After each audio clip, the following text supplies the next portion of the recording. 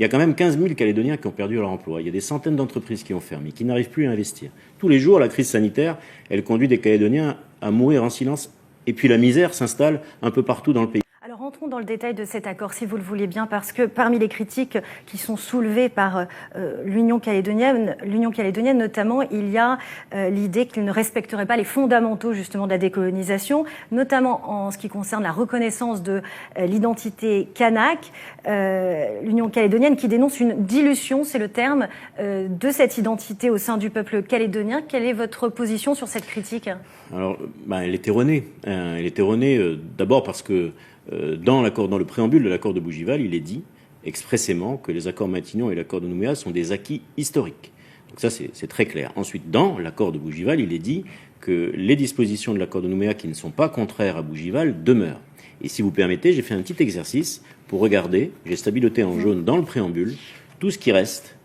Donc voilà tout ce qui reste du préambule, donc tout reste dans le préambule en vigueur.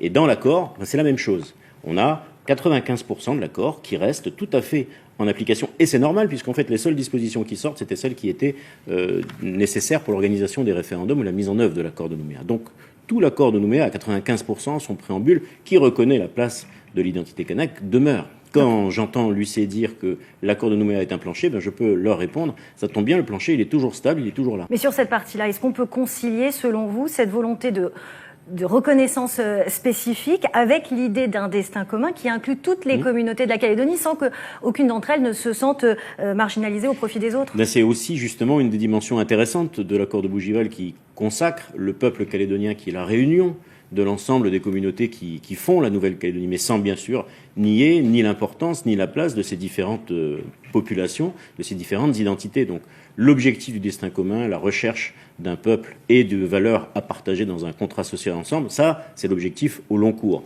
Mais à aucun moment, évidemment, sinon je ne vois pas comment le Palika pourrait être en accord avec Bougival, on a pu revenir sur la reconnaissance de chacune de ces communautés, et singulièrement celle de la communauté kanak. Et si le FLNKS décidait de rester à l'écart, qu'est-ce qu'il faudrait faire? Est-ce qu'il faudrait malgré tout soumettre au vote ce projet calédonien? Ouais, pardonnez-moi, mais je refuse de me positionner dans cette perspective parce que ça voudrait dire qu'on ne serait plus dans le consensus. Le consensus, c'est la matrice de l'histoire institutionnelle de Matignon, de Nouméa. C'est là-dessus que les Calédoniens ont été interrogés.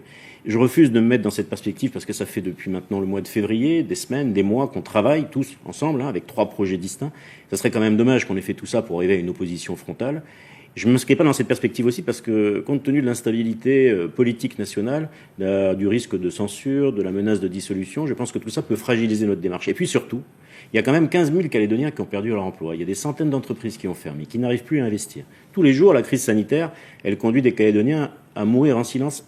Et puis la misère s'installe un peu partout dans le pays. Donc je pense que le pays mérite le consensus. Les Calédoniens méritent ce consensus. Il faut absolument tout faire pour le retrouver.